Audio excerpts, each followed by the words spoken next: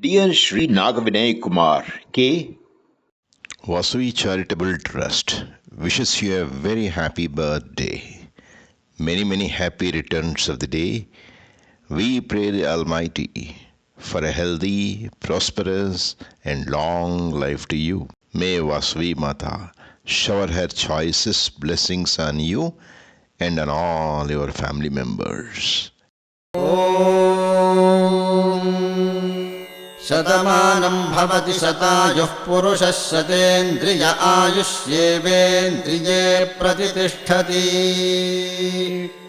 शतमानं भवति शतमानकं शतमानं भवति शतायुः शतायुर्भवति शतमानकं शतमानं भवति शतायुः शतमानमिति शतमानम् भवति शतायुः शतायुर्भवति शतायुः पुरुषः शतायुर्भवति शतायुः पुरुषः शतायुः पुरुषः शतायुः पुरुषः शतेन्द्रियः